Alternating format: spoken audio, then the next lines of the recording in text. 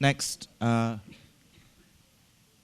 proposal to the Global Art Forum glossary is drone fiction. Drone fiction is one of two new publications that we have commissioned and published this year. The other one is on biography. It's the Orange Book. These are available in the forum space in the foyer just across the bridge. We had readings from biography yesterday. And this idea that a biography is an attempt to describe a person and that person's life. Now we want to propose the word, or the term actually, drone fiction. Could we be quiet, please? Excuse me? If you want to talk, could you go outside? Thank you. This is the age of the drone. Those are all-seeing, eyeless, unmanned aerial vehicles buzz constantly not only above the skies of North Waziristan, Iran, and tribal Afghanistan, but also over the United States and soon everywhere else. Drones may fly tens of thousands of feet in the air, yet they're more visible in the public imagination than ever before. Their supposed invisibility and silence are at odds with the clamor around their ethics, their effectiveness, what they augur. Something else has emerged in the age of the drone. If the arrival of the train ushered in the tracking shot, and the advent of the car gave us road movies, drones have given us a new point of view, one that melds representation and reality in a deadly way. It's the latest iteration of Dziga Vertov's Kino Eye, of Paul Virilio's war nomadology, his aesthetics of disappearance, as well as today's most popular entertainment genre, pseudo-reality TV. It looks fictional, it is real. It looks real, it is fictional.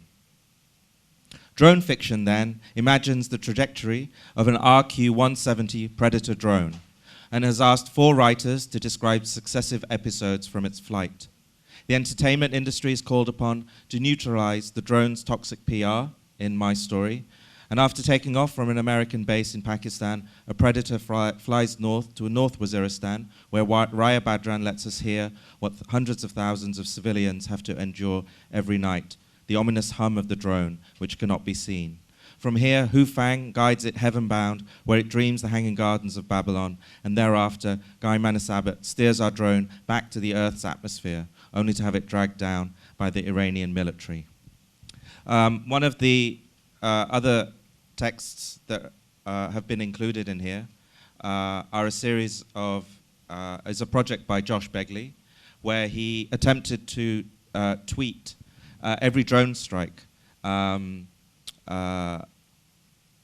10 minutes. I'm just going to read out a few of these. RT at Josh Begley. I'm going to tweet the entire history of US drone strikes tomorrow, 10 years in 10 minutes, starting at 12 p.m. Jan 6, 2006, 8 people were reported killed, including 2 women and 1 child, Pakistan. Jan 13, 2006, 18 civilians, including 6 children, were killed when a US Predator fired on 3 houses, Pakistan. October the 30th, 2006, 80 to 83 civilians, including 69 children, reported killed, Pakistan. We're going to have readings from 2 excerpts now, and it gives me great pleasure to welcome on the stage Guy mannes-abbott, who you've recently met, Andre Vida, who you met earlier, and you will meet soon, and someone called Hala Ali. Without further ado, we'll have the first reading, please, Andre. Drone You Want Me by Schumann. Bazaar. The pitch. Yes. Above the chief was an oil painting. No one in the Pentagon knew who had painted it, nor who hung it up. But man, thought the chief, that really looks like a Predator UAV. He smiled every time his eyes scanned the beautiful machine. So eyeless, so seeing. In Dafeng, China, a studio was making several identical copies for the chief's own personal use. I'm sick and tired of our UAVs having a bad rap. It's like he looked into the face of every man and woman in the room, standing there, looking cramped and desperate. They chose not to look back at the chief. It's like Desert Storm 3. You mean our drones, sir? I'm gonna ignore that, boy. Yes, sir. The chief sat at the end of an elliptical table made from domestically sourced rosewood. It took up more than 70% of the floor area. Every morning between 0600 and 0610, the surface was painstakingly polished by Carlos. He loves America. America loves him back in its own way. What are you guys gonna do about this shitstorm? Everyone who worked under the chief in intelligence services was petrified that the chief listened in to every thought they had, 24 hours a day with his tiny, nearly not there eyes, after which he logged this data dump in some hidden bureau located in a foreign free zone, safe even from Julian Assange. People, I want this country to love our drones. Love? Yes, love, like they love Coke Zero, Jon Stewart, and Calvin Klein thongs. Thongs? The door opened and in walked a man, mid-30s, white shirt, no tie, black suit, reddish belt. He sheened and sat down at the opposite end of the rosewood table. He pulled out his Nexus tablet and caressed the screen with nimble four-finger gesticulations. Instantly, a title page was projected on the screen. Drone You Want Me? An extremely real reality show. Chief, if I can call you that, Chief, I am one of the most successful reality TV producers in the country. I reinvented MTV. I used to love Dire Straits. Money for nothing. Everyone else in the room murmured, and your chicks for free. Chief, we all love the Straits, the boss, but times have changed. But times have changed. I'd like to propose we take this whole toxic shitstorm of a shitstorm. I just used that word. Good. It means we're on the same page. Blue sky, the cloud, mano a mano. Continue, you have my attention, Mr. Reality Producer. The chief began to swivel, slowly for the first time in living memory. His elbows were pointed like dubious pincers of harm that tapered into fat-fingered hands. They clenched a 6-inch die-cast toy model of a Predator drone. He bought it for his grandson, Ethan, however, will never receive the gift. Chief, we take this whole drone desert storm situation and turn it into American gold. G-O-L-D. That's what TV shows like mine do. We take no ones, nothings, has-beens, dispossessed defuncts, the truly disgrace, and we make everyone love them. Love? Everyone hear that? Love.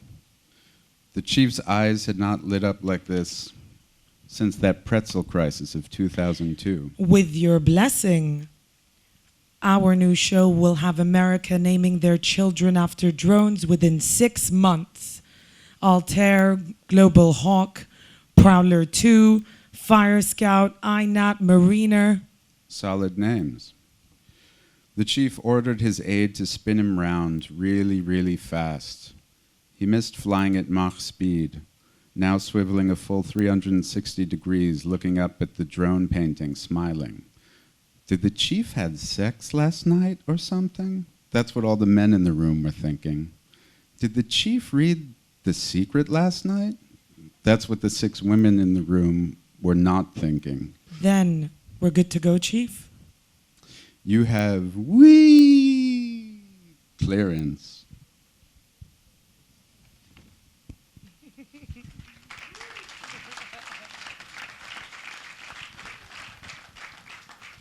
That was nerve-wracking.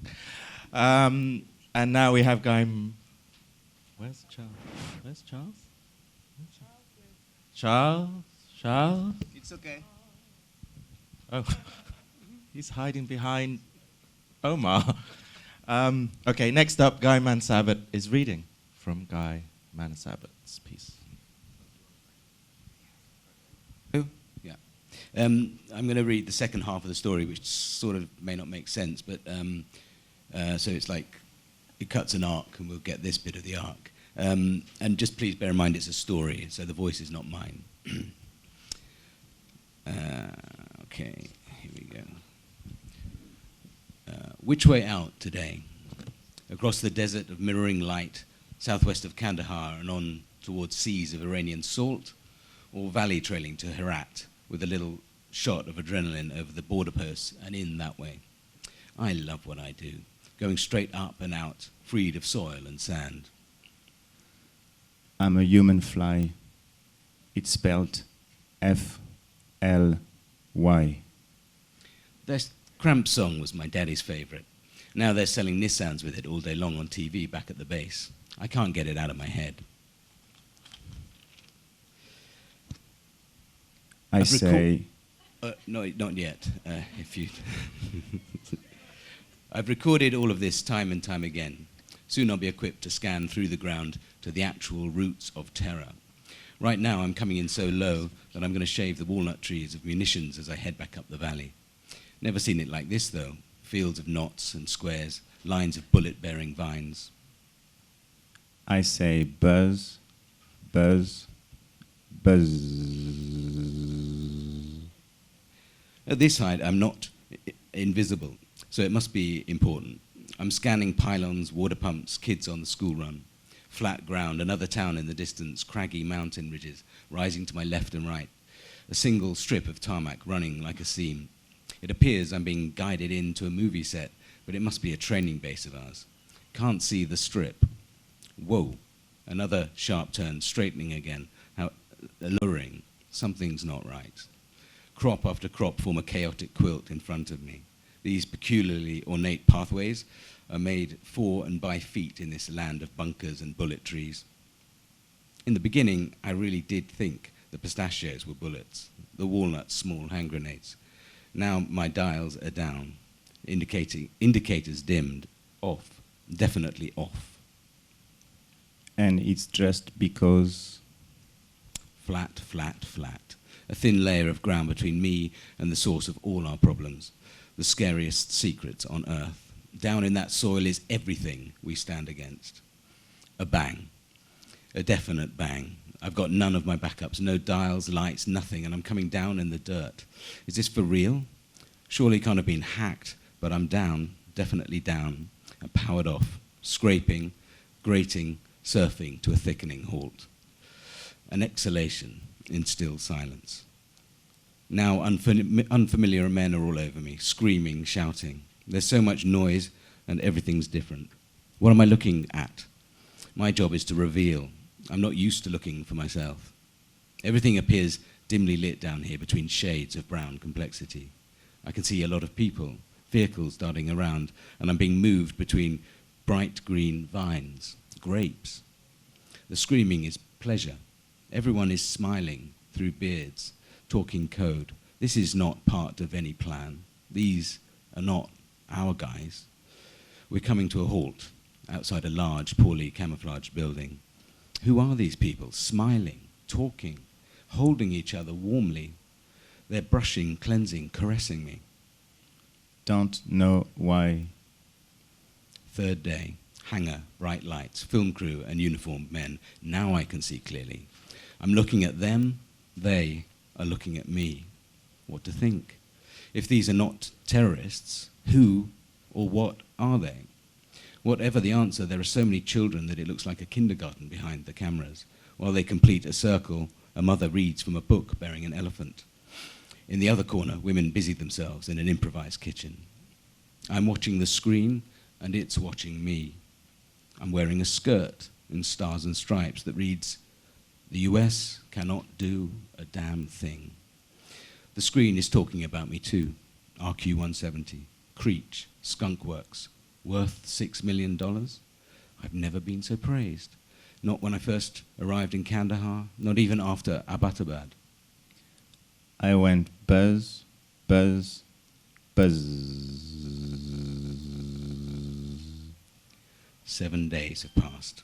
I keep hearing them describe Khorasan, the place we're in now, as the land of light, variations on the theme.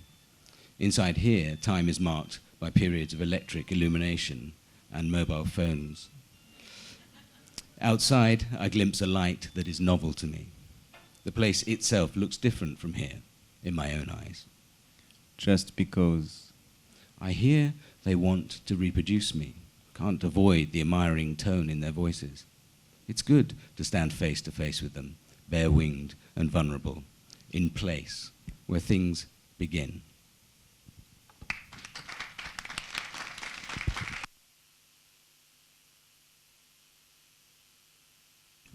Oh, thank you to Hala, thank you to Andre, thank you to Guy, and the invisible buzzing Charles Arsene.